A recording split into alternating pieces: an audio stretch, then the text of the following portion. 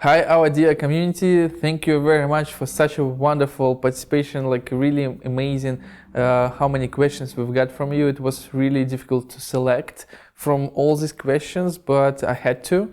And I will try to now be as transparent as possible and actually go through this question and like let you know like from first hand like what I think about this.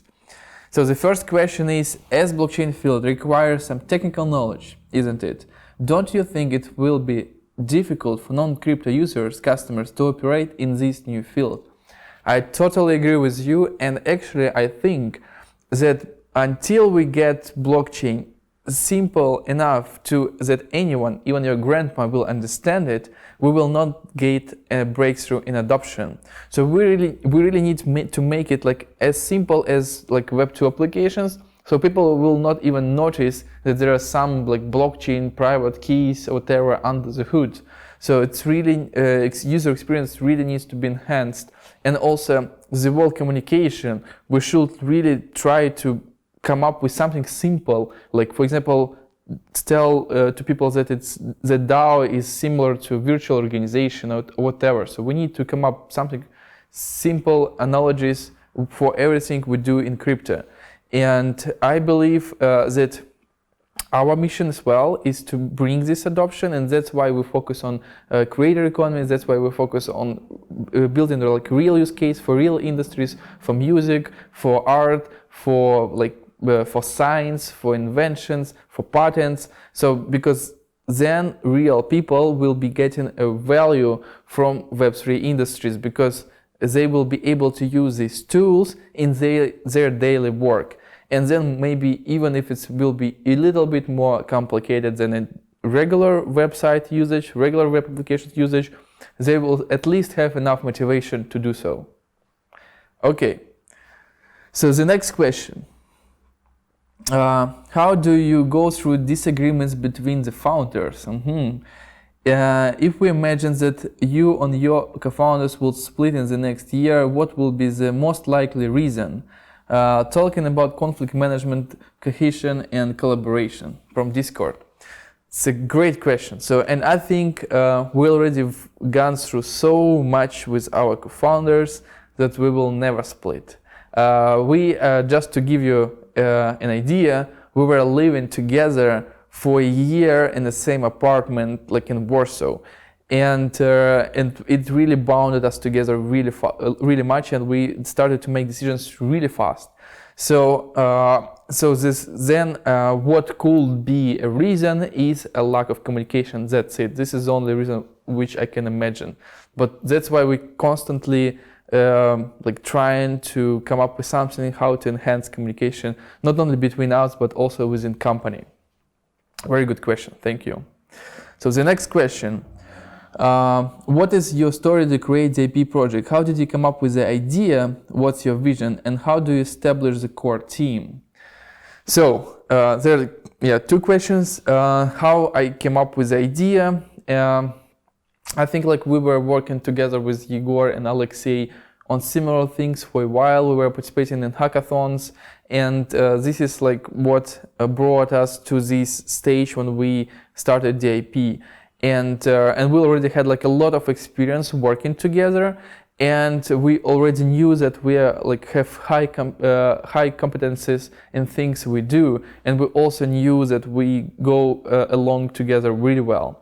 So I think this is the number one reason why we are so successful as a founding team. And how we came up with this idea, basically, we were like thinking how we can help the whole humanity to realize human potential and like talents, and we realized there should be some new metric, and this metric should not be just money. It should be something more, something closer to the social impact. And this is how we started to think in this direction. And at some point I just came up with a like pretty simple model. This is what the first one, and that's when we started to work on in this direction. Okay, so the next question. How do you plan to promote your project? Do you have a local community of benefit to better understand your project? Okay, so this is actually really, really important. So how we plan to promote our project, how we plan to promote DEIP as a creator economy protocol. We need creators, we need influencers in every industry, like in music and movies, and we're looking for these people who already have done something in their industry and who are like really eager to explore Web3 and who really want to bring all their industry to Web3. And we empower these people, we give them all the resources, all our support, and basically we want to make them a portal operators in the IP network. Okay, so the next question. There are two similar questions. Could you tell me what kind of rights the IP grants to musicians regarding their creations, and also how the authentication of IP within the IP network will really protect creators' rights? If a legal case becomes a necessity, will the network records become sufficient for protection? So there are similar questions, and which basically goes into the basket of questions like legal compliance, IP rights, copyright, and like how to put it on NFT.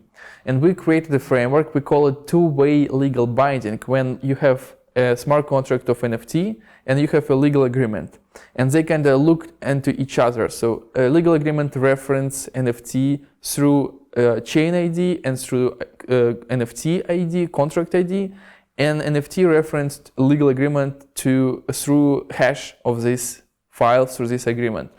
And portal operator is basically has both entity in Web3, a DAO in our network, and also has a legal entity. And this is basically the way how we incentivize portal to establish this link between NFT and like legal agreement and basically legal rights. And these things works for any industry, but basically musicians are they keep their rights on the music they produce. The same goes with filmmakers, artists, and so on. And they just transfer their rights from their from legal framework to blockchain framework. So now they owned it in some country in a legal jurisdiction, and in blockchain they own it with their account owning NFT. Okay, so that was pretty hard one to answer, but I hope you've got like some idea. So the next one, can you tell me how you think DEIP can help achieve the protocol to attract new users and entrepreneurs during the adoption of Web3? Yeah, so we are launching our accelerator. So we will be basically giving grants and investment to people who want to become Web3 entrepreneur, who want to build Web3 business on our ecosystem, on top of our ecosystem, on top of our infrastructure. So, and this is how we will be bringing people who even do not have experience in Web3, especially people who do not have experience in Web3. We will be teaching them all the necessary skills, all the necessary knowledge will be transitioned to these people, so they can be basically our team, an extension to our team, and we want to bring these entrepreneurs to Web3 industry in general and to our protocol in specific. Okay, so the next question. Given that there are many competitors for DEIP in the Web3 segment, how is it different from other projects, and what is its uniqueness? So basically our main differentiators that we're really focused on creators. We're really focused on how to bring value to creators. And another one is that we provide the full end-to-end infrastructure, and we really help to create projects, create applications on top of our protocol, and we have all the necessary tools and resources within our ecosystem to help people even without zero knowledge about Web3, zero knowledge about programming, to become a Web3 entrepreneur. Okay, what is the next one? What will be the risk, opportunities for being deployed on NEAR protocol, any future layer 2 solutions for creators. So yeah, what are risks and opportunities? Basically, we're not technically we're not deployed on NEAR. We have our own chain. We just breached with NEAR through relay chain protocol, Octopus network. And it gives us a lot of opportunities because first of all, Octopus provides us with validators. We don't need to worry about this. But secondly, all the assets which are issued within our network, they are immediately breached to NEAR. You can breach it like really immediately. And this gives users of DEIP network and platforms built on DEIP network an access to whole NEAR ecosystem and all these beautiful projects already created in NEAR ecosystem, like DeFi projects, NFT projects, DAOs, and so on.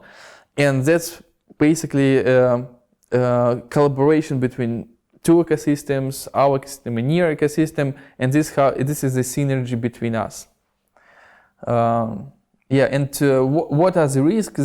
There's obvious risks. So because like we kind of depended as well on NEAR ecosystem, because if it stops, for example, producing blocks NEAR chain, our validators might have some problems.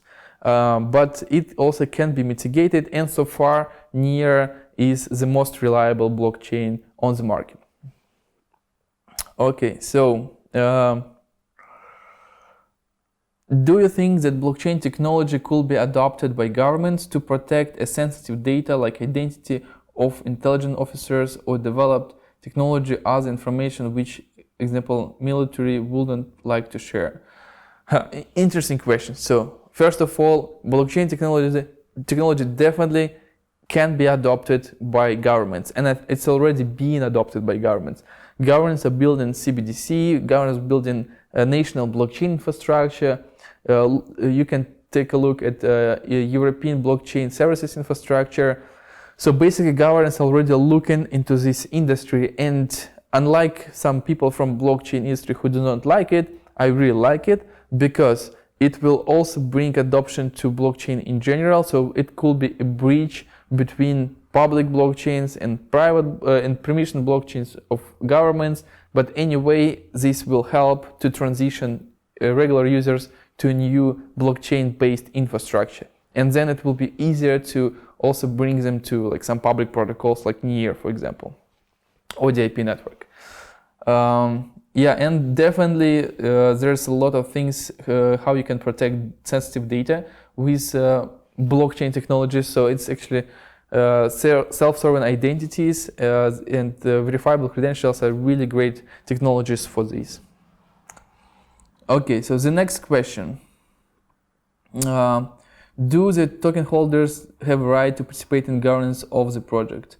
What kind of decision can they vote on about the projects? And do you have any plan to create other feature? Maybe yield farm stake NFT project. Can you explain more details? Okay, sure. So with the IP token, you already can vote for council members. You already can participate in some steering of ecosystem fund.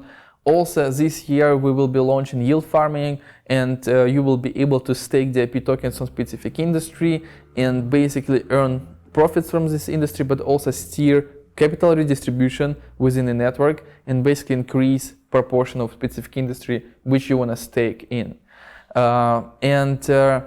Also we will be introducing different ways of participation in governance of the network. For example, in our Portals Builder program, we will be selecting projects whom we will allocate funding, and basically we have plans to also let community vote either with their DEIP token stake, or maybe just like one person, one vote, maybe combination of these two models. So we will see, but we definitely want to give more and more and more governance rights to the community, because this is basically the whole idea of decentralization and whole idea of giving the control of the network to creators and to the users of this network. Okay, so once again, thank you for your questions. We will definitely be doing this again because like I really enjoyed reading through all these questions. Some of them like really sophisticated. So and I did need to select top three questions. I had like really like it was a really hard choice, but I did select a question about that blockchain requires technical knowledge, about disagreement between founders, and also about the authentication of IP assets within the IP network. So these are questions which receive and like users who receive the rewards for their questions and like receive top 3 places. So congrats. Guys, keep it up and participate in the next challenges, next Q&As as well. Also, I want to tell to whole community, I know that you are really waiting for when IDO will be, when we will announce the date. So I want to tell you that really soon we're already fixing the date of IDO, and we will not hesitate and will not keep you waiting anymore. So really soon you will know the date and some details about IDO. So yeah, just follow us on Twitter, on Telegram. You will be among first who will receive this information. So again, thank you for participation, and see you in another video and another like some interactive maybe video conferences with our community.